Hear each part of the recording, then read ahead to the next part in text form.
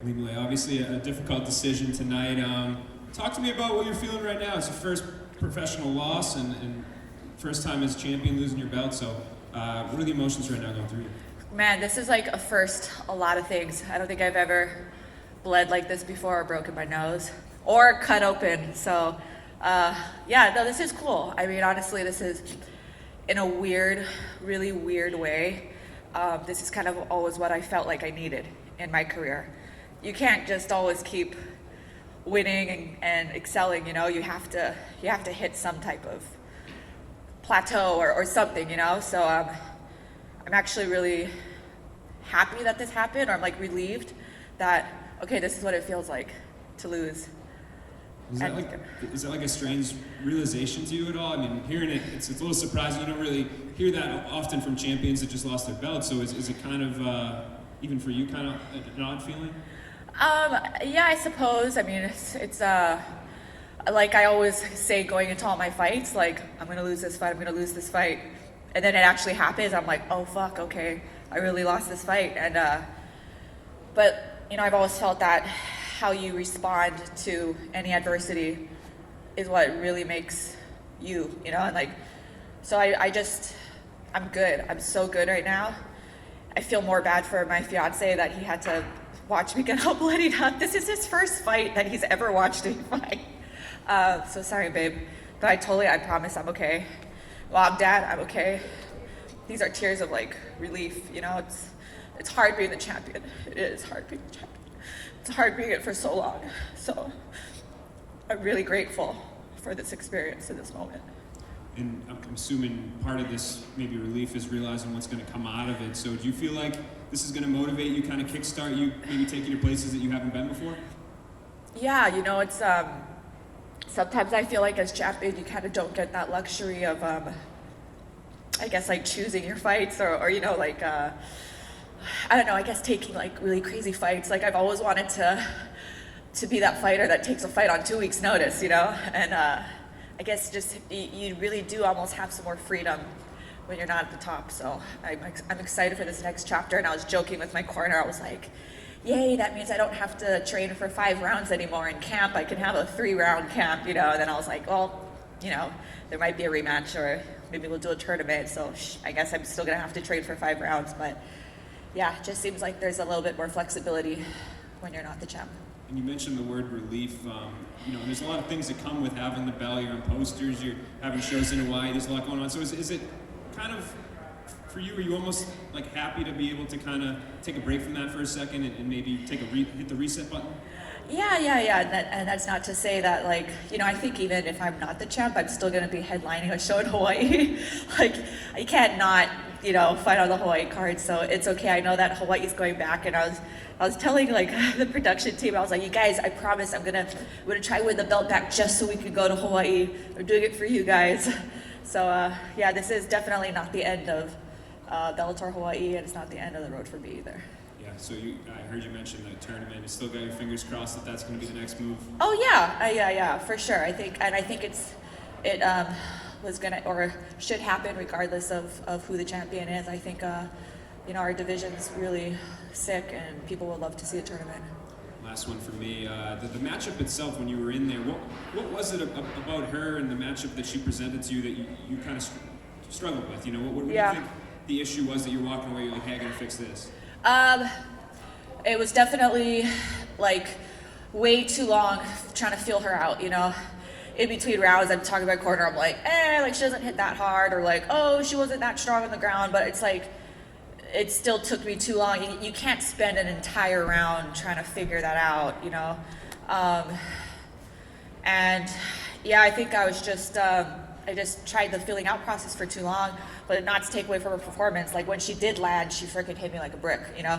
I think, yeah, on that knee, I just saw the flying knee. It didn't even register that it hit until I walked to the corner and I just felt my nose pour and I was like, oh shit, like she really hit me on that one. She landed that. So yeah, just too much feeling out, and but she was prepared. Don't get me wrong, she was very, very prepared. Actually, one more. Think it's broken, your nose? Oh yeah, it's totally broken, and I'm like, I would always joke too that I didn't think I was anatomically able to break my nose because I have like a flat Hawaiian nose from my mom. But that shit broke tonight. So I have to go. And they're like, you're gonna have to go get stitched up. And I'm like, but I need to play the slots. Like, I'm on the 5:30 shuttle. I don't have time to go to the hospital. So I think I'm gonna get stitched up when I go back to San Diego. Thanks. All right, we'll take a few more questions here. Jay Anderson. Yeah, Lima, thanks very much. I appreciate you taking the time tonight. I'm just wondering, heading into the 5th round, what your thoughts were and what your corner said to you going into that final frame.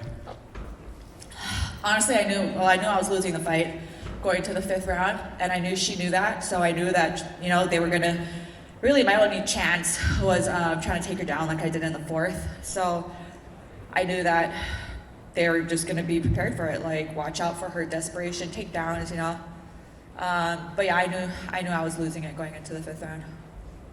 And you do sound almost relieved to have some of the pressure of being champ off you. And I know you mentioned the tournament as a possibility, but would you want some time off now? Like, what's kind of the plan moving forward in your mind?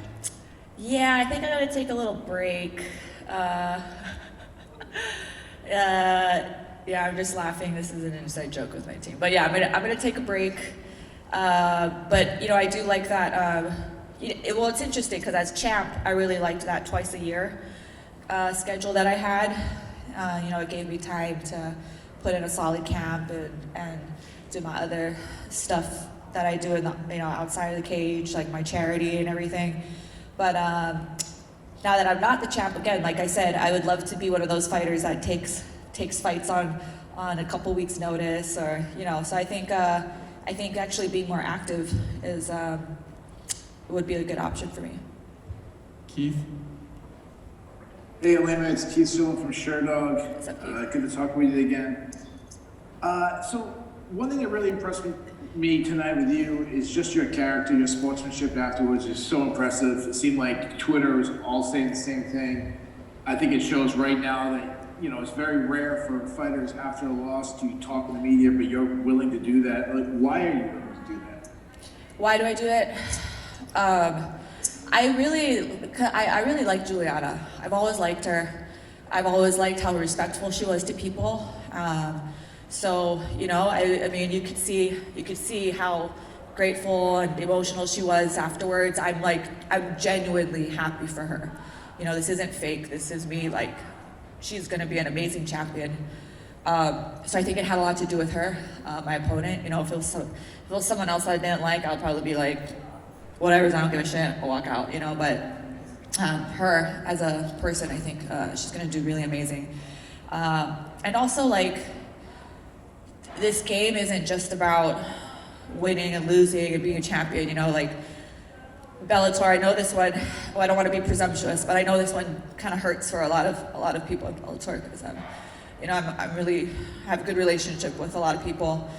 I consider them my family, so you know, I can't just, if I walked out, I would just be writing off everyone else here, everyone in Bellator who you know, has built me up and gave me this opportunity and has treated me so well. So yeah, again, like, I'm not just gonna be a sourpuss and walk away from all of this. This is still part of the journey, and this is still part of my story. My last question, and first of all, that response was absolutely incredible. My last question, I know you're gonna get out of here. You just said how hard it was being a champion. Other champions have said similar things. You just talked about how much you like Juliana. I know she's still, you know, a future opponent.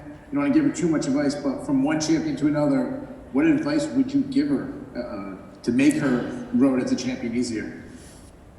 You know, she already said it. That she doesn't want to be a champion just inside the cage. She wants to be a champion outside. And I think that's like one of the most important things as not just a champion or as a fighter, but just as a person, you know? So she's already on the right path. That's exactly what I would have told her, is to carry yourself like a champion outside of the cage. Being a champion outside of the cage is more important than what you do inside the cage. So she's already got it down. All right, thanks for the time, Ilima. Yeah, Appreciate it. thank you guys.